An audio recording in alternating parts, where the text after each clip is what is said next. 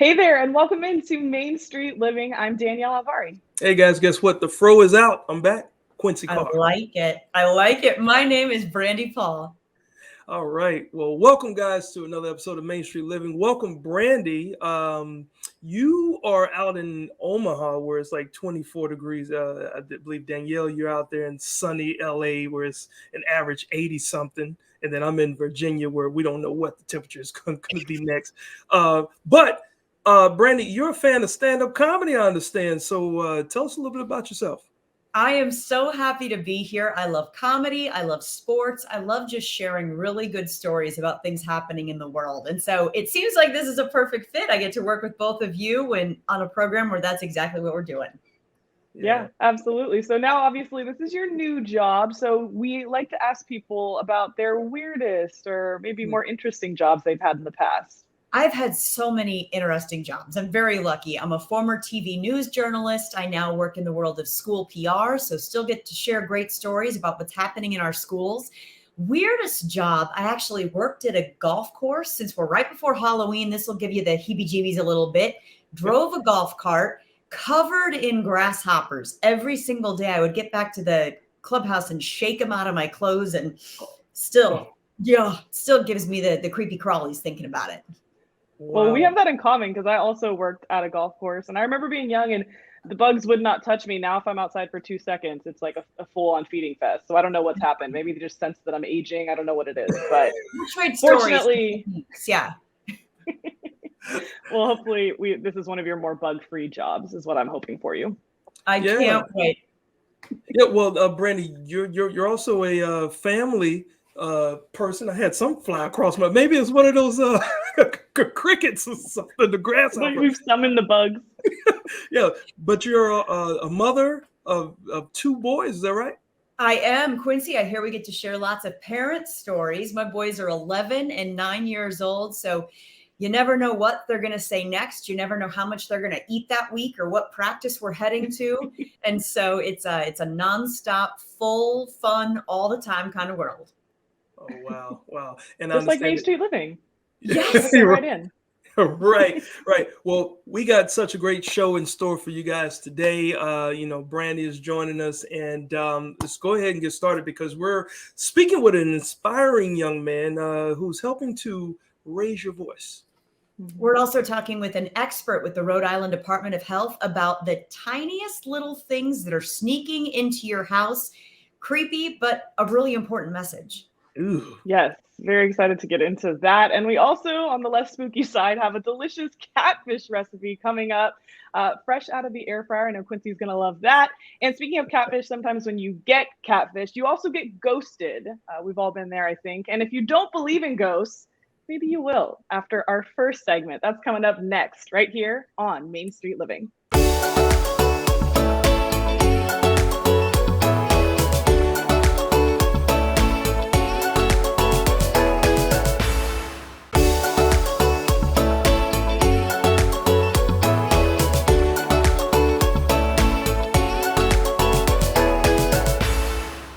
Welcome back to Main Street Living, ladies. We are just getting this show started. Danielle, Brandy, do you believe in ghosts? I think so. I think I do. Just to be on the safe side, I'm going to say yes. Okay. All right. Well, yes. Well, it turns out a lot of Americans do. In fact, 40% of us believe that ghosts exist, and 1 in 5 people actually think they've seen one. Well, you might not think that sunny San Diego feels very haunted or spooky, but our next guest just might change your mind. Please welcome Victor Santana. Victor, thanks so much for making the time for us on Main Street Living. Hello. Good morning. So, Victor, are there lots of haunted places in San Diego? There are so many haunted places in San Diego, all over the county, all over the city. The most well-known ones, you've heard of, with the Hotel del Coronado, with the Villa Montezuma, and of course the world-famous Whaley House in Old Town San Diego, plus many, many other locations. So it sounds like, obviously, you're the expert on this. Tell us a little bit about the Ghosts and Gravestones Tour. So the Ghosts and Gravestones Tour is basically an experience where you go through 3 different haunted locations in San Diego. You start off in Old Town with a brief introduction of the general area. Old Town was the first town in the area, the center of San Diego, if you will, back in the 1800s. After that, we'll take you to one particular site that has a very interesting reputation, a very interesting story. At one point, it used to be a cemetery, and now it's a park. So as you're playing around the park, you're actually playing over former grave sites or current grave sites as well. Then we go to one of the oldest cemeteries in San Diego, in the name of the the Campo Santo Cemetery, which is the Holy Field. And then we come to the Whaley House site. We actually don't go into the museum. That's kind of where the guides themselves kind of give you an introduction into what you might see if you enter the museum. And then you have the option to purchase a ticket or not to go further into the tour. But the tour itself takes about an hour and 15 minutes and covers different locations in San Diego. Okay, so I'm a haunted house novice. So for those of us who don't know about this place, you guys offer a tour of the Whaley House, which is one of America's most haunted places. What can you tell us about it, and what might people see on that tour? So before we even talk about the haunted element of it, it's a really cool, interesting building. It's San Diego's first commercial theater. It's San Diego's second courthouse. And it was one of the first, if not the first, bilingual general store in the area. Now, before the house was built in 1852, they used to have the execution grounds, the gallows on site. And this gentleman named Yankee Jim Robinson, who was an alleged horse thief, was executed on site. And he's believed to be the very first entity ever experienced on site in the house by the gentleman that built the house, Thomas Wade. Wow. So this time of year, does it seem like spirits are more active, or are all of us just more aware of it? I think people are definitely more aware of it. I can't really be honest and say, oh, yeah, they're more active at this time, at this state, during this hour. I think it happens whenever whoever wants to have that experience, whoever's more open to it, is visiting. It doesn't happen to everyone, and it doesn't happen all the time. But, it is the season, right? It is the time where most people have their interest piqued by this particular type of experience, and we do have a very high traffic at this time as well. Well, everybody has a different threshold, I think, for being scared. So are the tours family friendly? How scared should people expect to be? So all of our tours are PG-13. We'll make a few exceptions here and there. There are some subject matters that may not be appropriate for children. For example, the executions, the hangings. There's a couple of suicide stories. There's a story about a couple of young children passing away from in different ways. So it depends really on the child, but we try to keep it PG-13 as much as we can. All right. So if we're sold, we want to go on this, and you're in San Diego, how can viewers get more information or buy tickets? So ghostandgravestones.com will be our main website, and of course, WhaleyHouseSanDiego.com. We have different types of tours when it comes to the Whaley House. We have the daytime operation, which is mostly a self-guided tour. We have the evening guided room-by-room tours. That's actually with one of our docents dressed in period clothing, and they tell you all the stories. Those take about 40 minutes. And then if you're really into the haunted element of it, we have our paranormal investigations. And those take place after we shut down to the general public. They're limited to only 8 people per tour. And you're basically using the equipment, the same equipment you see on television. We have a bunch of it, and you get to be a part of your own investigation if you'd like. Victor, amazing. Before we let you go, with your extensive experience here, do you believe in ghosts? I think you should always keep an open mind. I've never actually seen a ghost, but I've been around when interesting things do happen. Whether it was a ghost or not, I have an open mind, so you never know. Never know. We love to hear it. Thank you so much for joining us today, Victor. Thank you very much. And up next, Haunted Rhode Island. Stay tuned.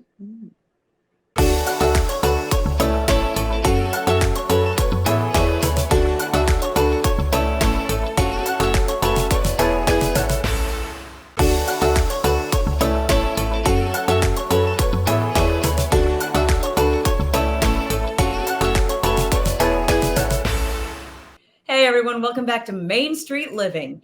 There are a lot of options out there for Halloween entertainment, and with the frightful holiday coming up next week, many of us are searching for experiences that make the hairs on the back of our necks stand up. Well, except for me. Okay, I'm not doing any of that. But if you love history or if you ever wanted to seek out spirits from another era, you may want to celebrate Halloween by taking a ghost tour. Yes, Providence, Rhode Island has a dark side that comes to life this time of year, and you can explore it on a haunted boat ride if you dare. So my name is Tom McGinn, and along with my wife Kristen, we own and operate the Providence Riverboat Company and the Landing PVD, which is our store here at 101 Dyer Street. We have gifts here for tourists, some ice cream, and it's a great place to check in and get people down to the river. And when this building was built, the water was right there. This was a pier, and it would pull ships up against this building and use it for warehousing and maybe some retail space on the first floor. The address looks straight at what would have been the historic port of Providence. You can imagine tall ships lined up along the riverbanks here. As recently as the 1930s and 40s, steamships and passenger vessels would have pulled right up into this area. The tour that's happening tonight is the Providence Ghost Tour. We partner with the Providence Ghost Tour Company, and they come aboard the boat and they tell stories about some of the things that people have seen in some of the buildings downtown. I'm Courtney Edge Mattis. I'm the owner of Providence Ghost Tour. It carries us right through the downtown, right at sunset. So you've got these beautiful lights coming up. Providence has this sort of natural air of mystery, and so it just lends the perfect scene for our tour.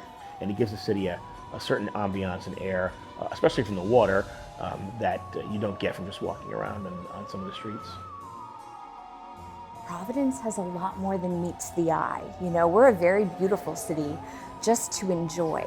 But if you dig a little more deeply, you get this little underbelly that just draws you in. And we have these stories that are hiding in plain sight. And so that's what we uncover each evening.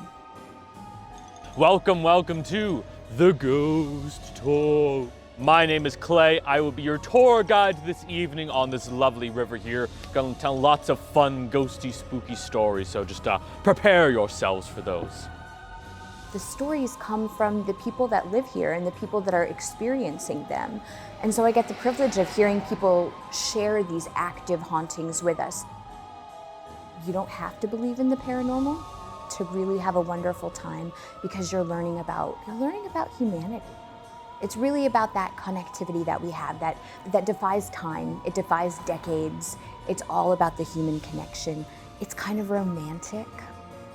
These ghosts within Providence are so prevalent. We're very fortunate to have a wonderfully haunted city to enjoy here. So yes, dark history, mystery, scary, also really beautiful. Okay, so it looks like a ton of fun, but I'm petrified I would fall out of the boat after freaking out and then be attacked by a ghost again. Me too. Maybe the ghost would rescue you. You don't know. Could it be a friendly ghost? Corn, what do I want? No, I'm out.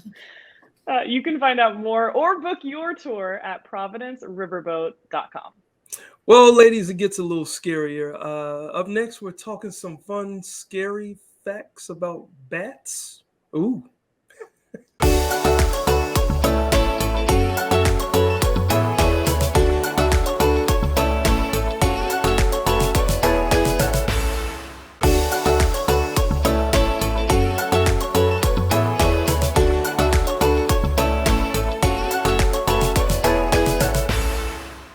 Welcome back into Main Street Living. Now, it is that time of year where we see scary decorations going up all around the neighborhood, and that means you're seeing a lot of jack-o'-lantern, spider webs, bats, the works.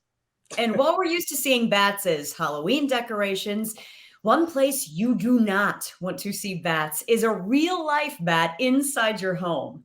Chuck McGinnis with the Rhode Island Department of Health is here to give us some tips on what you should do if that real-life nightmare happens and you find a bat in your house. Welcome, Chuck. Thank you. Nice to be here. Thank you. All right. So first of all, why do bats want to get in my house? Why do they want to get in places like that? So they want to fly into your home because it provides a safe environment for them to live and mate and raise their young.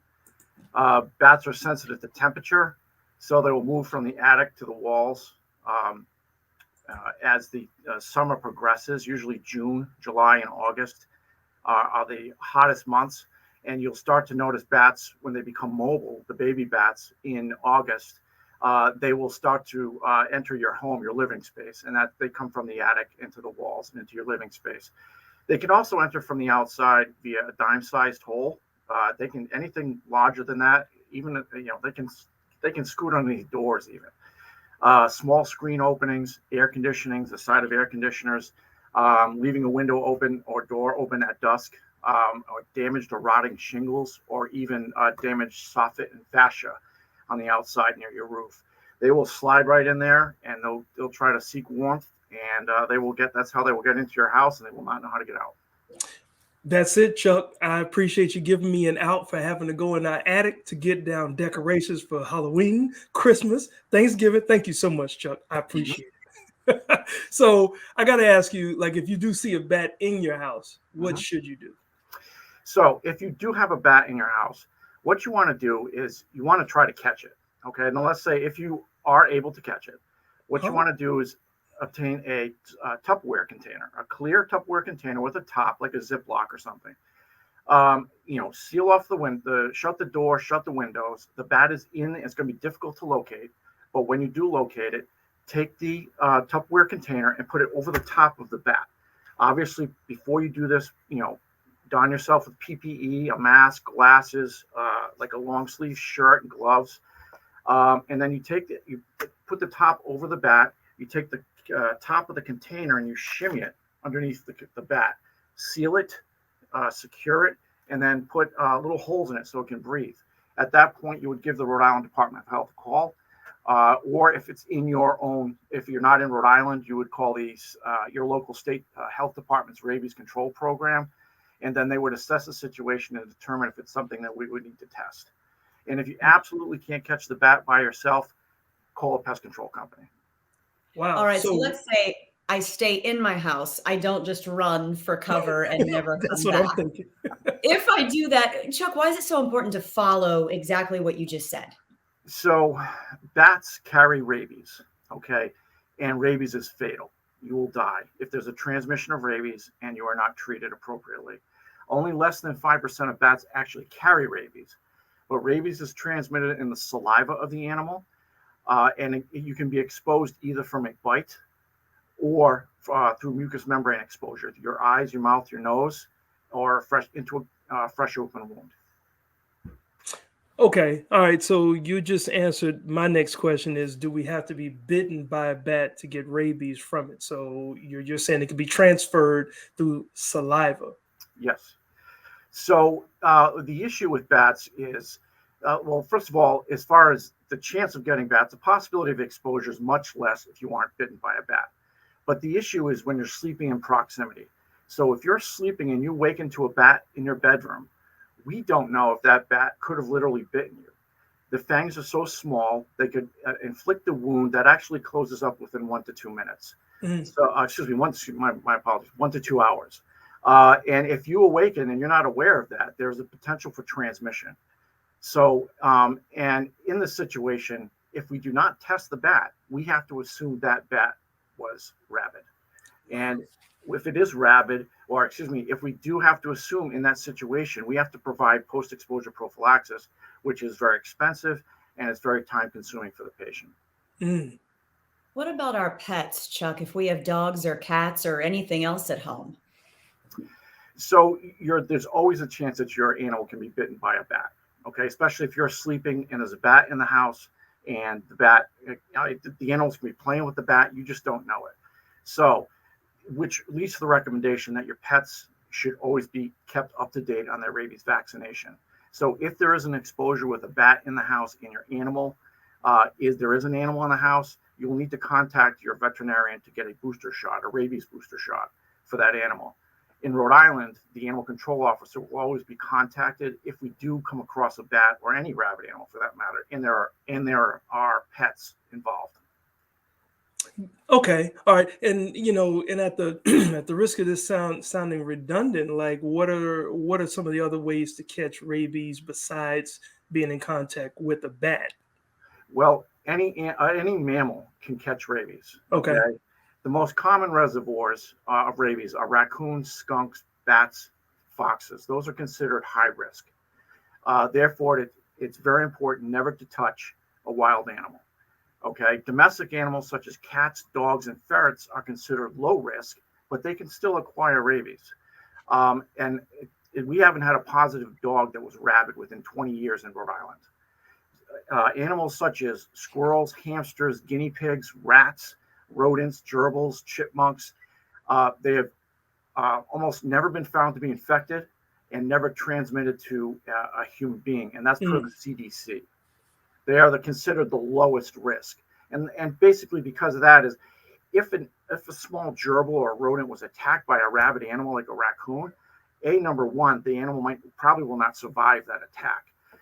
Then the virus has to get to the brain and then excreted in the saliva, and then actually the animal will die eventually. So being that small, the chance of that animal being able to transmit rabies to a human is very rare. Okay.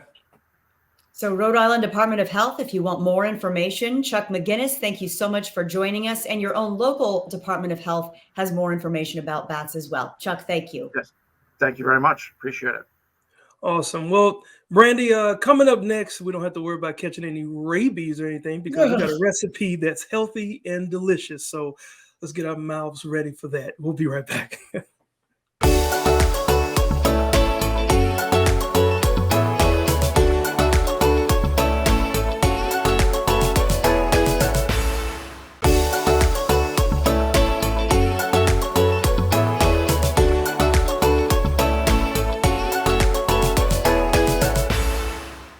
Hey there, welcome back into Main Street Living. Now, at this point, we all know that eating a healthy diet is one way to keep our body and our mind in good shape. And cooking at home is one way to have more control over what we put in our bodies, but only if those recipes are easy, delicious, and healthy, right? Yeah, you said it. Now, Nina Monique, she's on a mission to get us all cooking tasty, wholesome meals at home. You guys got to check out her latest recipe for something called catfish tacos. My name is Chantel, but everybody calls me Nina Monique, and I am the creator and founder of Recipe Remix, a blog where I just cook everyday meals. I try to make it as inexpensive as possible, but I don't cut flavors. Taking food that you might have seen one way, remixing it, having leftovers, remixing that, so no meal is ever the same. I love fresh ingredients, I love local vendors. That's what Recipe Remix is all about. All right, guys, welcome to my kitchen. We are cooking catfish tacos today. So before we do anything, step one to any successful meal, you gotta put on the music, turn on the music, feel the vibes, have a good time. I've got some leftover catfish from our fish fry yesterday, and all you're gonna wanna do is slice it into bite-sized pieces. So I'm gonna go ahead and cut it there in the middle. In the bowl we go. Now we want to season it. Now this is when you have to kind of listen to your soul. It's gonna tell you how to season, when to stop, and exactly how much. But if you need specific measurements, you wanna do at least a tablespoon of all of your favorite seasonings. I'm gonna start with some granulated garlic, some Creole seasoning, a little onion salt, a little onion powder. Give your catfish a little tap tap. Get it all in there. Good and seasoned really well. And what we're gonna do right now, once everything is fully coated, is we're gonna give it a little buttermilk bath. Milk and vinegar together. You just made buttermilk, baby. Pour a little bit of the milk, not too much, maybe about a cup and a half, just till they're covered. And then we're gonna do 1-2 splash of vinegar. See how the color's changing? That is good. Now we've got flavored buttermilk that it will be bathing in for at least an hour. You wanna go ahead and let it marinate. You can even marinate it overnight if you want. Just cover it, put it in your fridge, and we'll move on to our next step. All right, next we're gonna get some limes, and we are going to take that, mix it with some light sour cream, and make a crema. So we want it to be well seasoned. All right, now we'll mix that up. Just keep on stirring. Go, go, go, go, go, go. And now we can go ahead and add our coleslaw. And this is just, you know, any coleslaw that you get from the store, or you can cut up some fresh cabbage yourself, totally up to you. And some fresh cilantro. Perfect. All right, guys, it's been an hour. The fish has been marinating. Now we are gonna use up a little bit of that extra fish fry. It smells delicious. You're gonna take your fish, throw it right into the fish fry, pat it down, get it a really good even coating, and pow! Now, I'd like to introduce you to my best friend, the air fryer. This thing is amazing. It's going to allow us to cook all of our catfish in less than 15 minutes without the oil. But here's what you need. Cooking spray. Cooking spray is what's going to give the catfish the crunchy texture as well as the dredge, and the air fryer is gonna do the rest of the work. So first, you're gonna start off by spraying the inside of your air fryer. We don't want this fish to stick. Then you will lay your fish and make sure you got plenty of room. Fish do not like to be too close to one another, especially when they're getting air fried. Make sure they're all well coated, and into the air fryer they go. We're gonna go 20 minutes, 400 degrees. We probably won't even use the whole 20 minutes, but that's what I set mine on, and let it go. So while the catfish is in the air fryer, we're gonna warm up some corn tortillas. So go ahead and get a cast iron pan, nice and warm. Give it a little drizzle of oil. Nice crispy corn tortillas always. Ow! Yes, that's what I'm talking about. So we've got our tortilla. Put down a couple of nice, generous pieces of fish. Then our delicious creamy coleslaw. Easy breezy, right on top. Do some more. Some fresh pico, of course, you can always make this yourself. All right, so go ahead and get your favorite hot sauce from the farmer's market. And as the French say, bon appetit.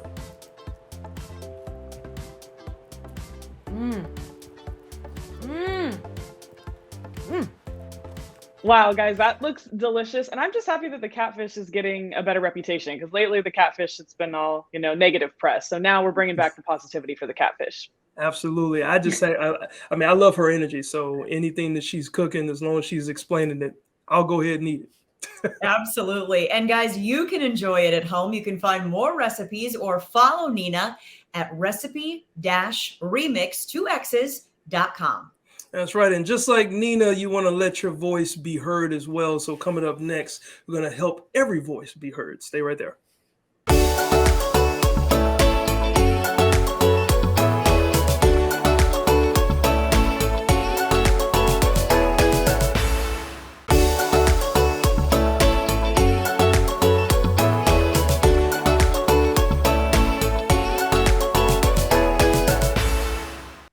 Welcome back to Main Street Living. We've all had the experience of knowing what we want to say and having trouble getting it out. It can be embarrassing and frustrating.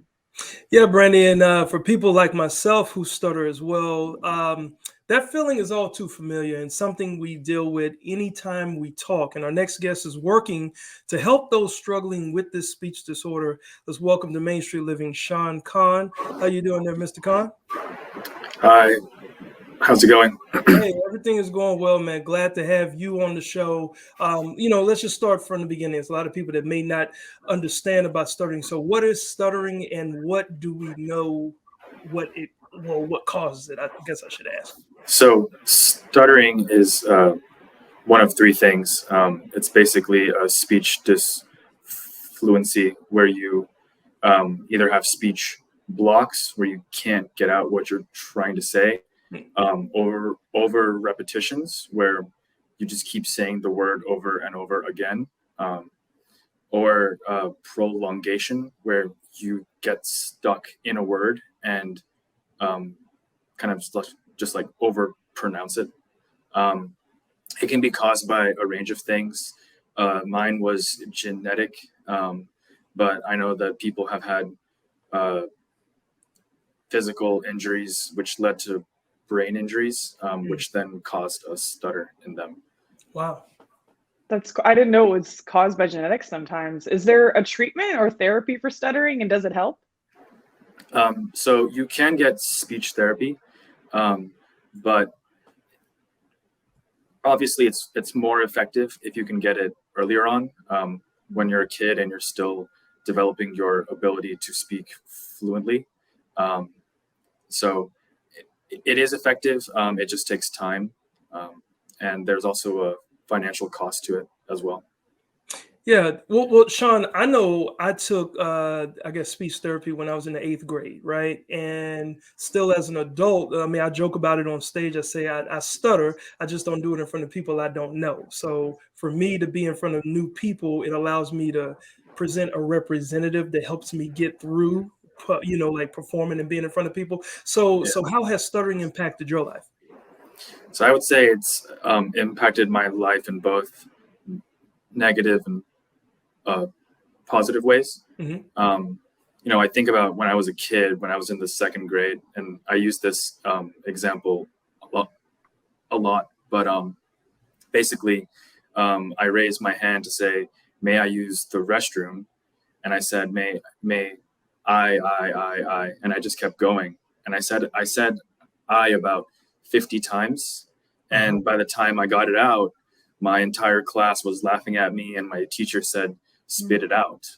Oh, wow. And I remember as a kid that had a very pivotal impact on me. I started feeling shame and embarrassment, and it's something I've had to work through for, my whole life. I think it's helped me develop a thicker skin. Mhm. But I mean, not to sound melodramatic, but even in my adult life, sometimes I'll make a presentation at work or I'll meet someone new, and I can still kind of hear like those kids laughing at me. Yeah. Like it weighs down on my confidence because I still battle those kinds of things. Yeah. So I would say it's taught me to be a more resilient person, but it's also, had some negative impacts on my life that I've just had to get through. Yeah. Absolutely. Yeah. And I do think that I hope that awareness is spreading. I'm thinking there's even a TikTok account of a girl who talks about her stuttering issue and what she does to kind of cope with it and kind of spreads that awareness as well. You spread some awareness as well. You're part of an organization called Raise Your Voice. Tell us about that group and its mission. So I played a part in founding Raise Your Voice in July 2015. It's a 501c3 nonprofit foundation that raises awareness for people who stutter. Some of the things we've done in the past is provide scholarships to those who want to attend stuttering conferences or are in college and being trained to become a speech language pathologist, to attend conferences and gain awareness and education. Something we're currently fundraising for is the ability to provide more scholarships to those who can't afford speech therapy, kids and adults as well. And we also have a lot of awareness events where we rent out a public library or something and have people get up on stage and speak about their journey and where they were and where they are now with their stutter. And I find that really inspirational. And I think it's just important to have like a community around you when you have a stutter, because I found it hard to make friends as a kid. So yeah. Yeah. Well, first of all, man, kudos to you, because it does take a lot of a lot from inside to say, I'm going to let the world know, because at the end of the day, we can't control who we're supposed to be. And just the fact that now you're speaking in front of people and you started this organization, that is awesome. Where can viewers get more information about donating? So you can go to raiseyourvoice.org. Sorry, raiseyourvoiceinc.org. Okay. And you can also listen to a podcast on Spotify called the Tim Mackesy Podcast. Awesome. So cool. Thank you so much, man. I appreciate it. And look at both of you now on national television show. No big deal. Yeah. Thank you. Pretty cool. And we'll definitely have to connect after this. Okay, Sean? Absolutely. Yeah. All right. Thank you, guys. Thank you.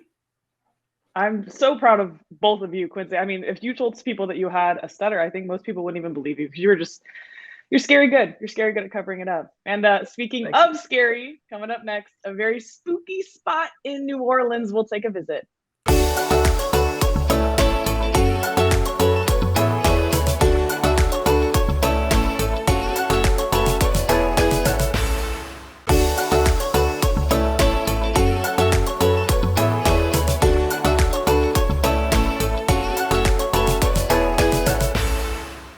Hey guys, welcome back to Main Street Living. Now, ladies, I don't know if you've been to New Orleans, but it is one of the most popular tourist destinations right here in the U.S., but for lots of reasons. Quincy, you said it. This historic city is known for its perpetual party atmosphere, fueled by jazz, beignets, of course, the beads, and voodoo. You had me at beignets. Let's take a look inside a museum that celebrates the rich and sometimes spooky history of New Orleans.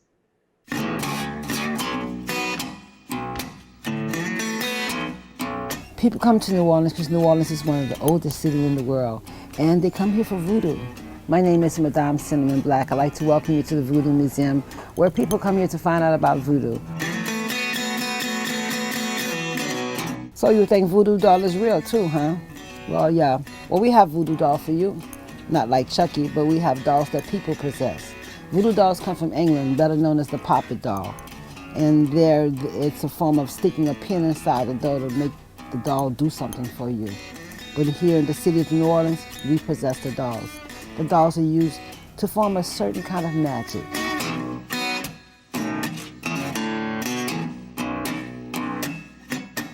There are so many true things said about New Orleans, but the true stories about Marie Laveau, there are so many.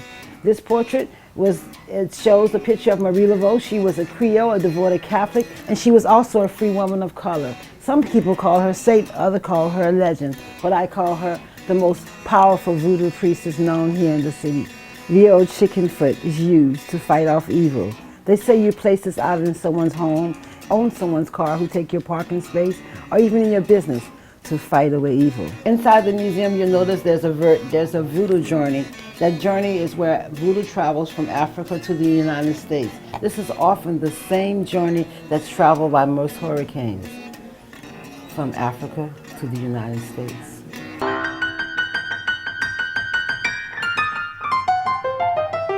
This particular display that we have here represents Saint Expedite.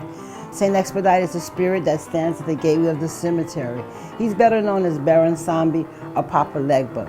There's a folktale story that's often told about Papa Legba having a top hat and tobacco. He likes rum and he likes vodka, so they say he dropped his sunglasses.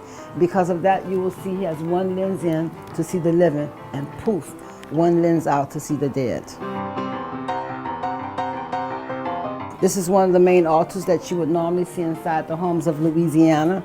They'll have a Bible. They'll have things that belong to their ancestors, and you'll normally see Catholic saints. Often when you ask the ancestors of a favor, you would go to the grave and pay them back by cleaning the grave, by wiping off the slate, by sitting down talking to Uncle Joe and maybe having a drink with him.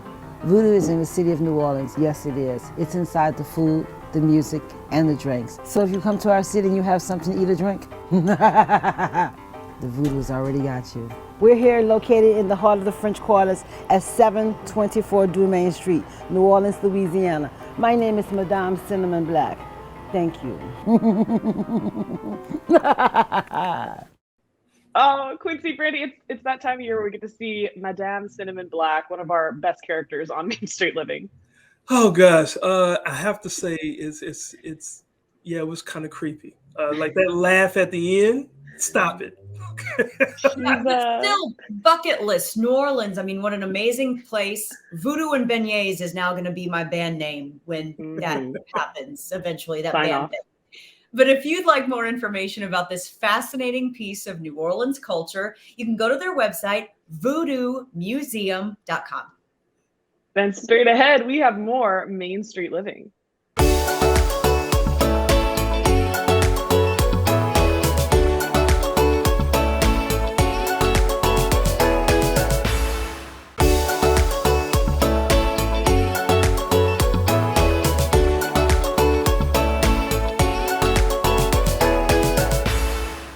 Guys, welcome back to Main Street Living. It's time to go, but Brandy, thank you for joining us, and we look forward to working with you again.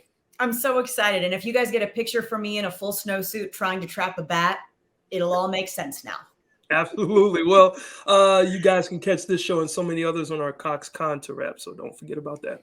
That's right. And new episodes air Mondays at 9 p.m. local time. So make sure you join us right here back on Main Street Living.